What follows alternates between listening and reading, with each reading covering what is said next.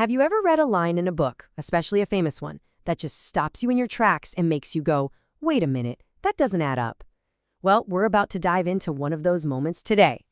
It's a single, puzzling verse in Genesis that could change the whole picture of what the world was like at the very beginning. Okay, so this is the line. This is what kicks off our whole investigation. It's Cain speaking, right after he's murdered his brother Abel.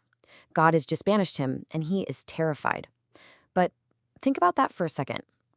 According to the story we all know, the only other people on the entire planet are his parents, Adam and Eve. So his fear here is, well, it's really, really strange. Right? That's the big question. Who exactly was Cain so afraid of? This is the mystery we're unpacking today. And the answer, at least according to one really fascinating theological argument, might just flip how you see the entire story of Genesis. Now, of course, the simple answer could be that Adam and Eve had other kids that just aren't mentioned yet. And that's a perfectly valid take. But what if the answer is something way more radical?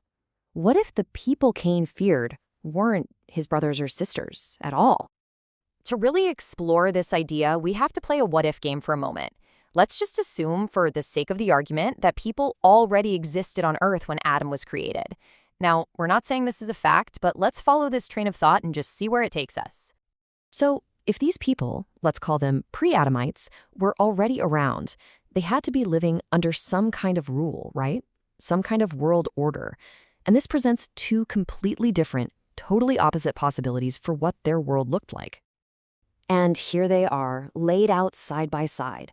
You've got a world under Satan's influence on one hand, which is all about a brutal survival of the fittest, and on the other, a world under God's direct rule, governed by a commandment of love. Let's break down what each of these would actually mean.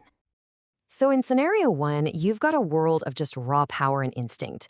This argument suggests that these people would have been like intelligent beasts, totally driven by their physical desires. No conscience, no inner voice telling them right from wrong. A pretty harsh and unforgiving existence for sure. Now, the alternative is the complete opposite. A world ruled directly by God, where everything, and I mean everything, is governed by love. The land is bountiful, not cursed. People and animals live in total harmony, and there are no predators. You know, a true paradise. So into one of these two worlds, we don't know which, a brand new figure arrives on the scene. Adam. And he wasn't just another person. He was given a very specific and, frankly, a monumental mission. I just love this metaphor from the source material we're looking at. It describes Adam as a single candle lit in a vast darkness. Whether that darkness was the pure chaos of Satan's rule or just a world waiting for God's explicit law, Adam was meant to be the start of something completely new. He was the light bearer.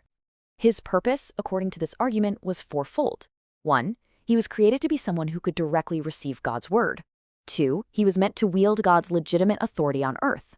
3, he had to prove that a human being could actually choose obedience. And finally, the ultimate goal, to extend God's loving rule over the entire planet. You see, the stakes were just unbelievably high. If Adam had passed his test, if he had resisted that temptation, his success wouldn't have just been a personal victory. It would have been the single event that brought everyone, including any of those potential pre-Adamites, into that peaceful, loving world order under God. And here it is, the pivot point for all of human history, at least in this narrative. Adam failed. He disobeyed. And when he did, he didn't just fall by himself. The consequences were absolutely catastrophic and universal. So let's bring this all back to where we started. With Adam's failure now in the picture, what does that mean for our original question? Who was Cain afraid of? And more importantly, who was running the world before Adam came along?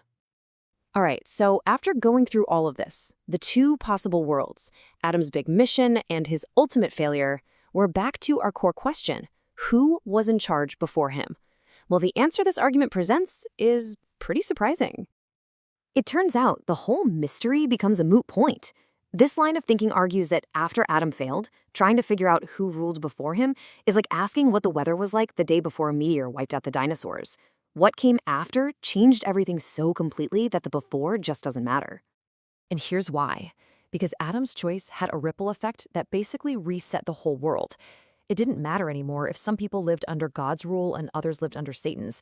His one act of disobedience plunged all of humanity into the exact same boat, a world dominated by survival of the fittest. The outcome was universal, and it totally erased any lines that might have existed before. And that really leaves us with a profound, final thought to chew on. This whole journey, sparked by Cain's one fearful sentence, leads us to a much, much bigger question. Can one person's choice really determine the fate of the entire world? This theological argument suggests the answer is a massive yes, for better or for worse. And that's a powerful idea to think about.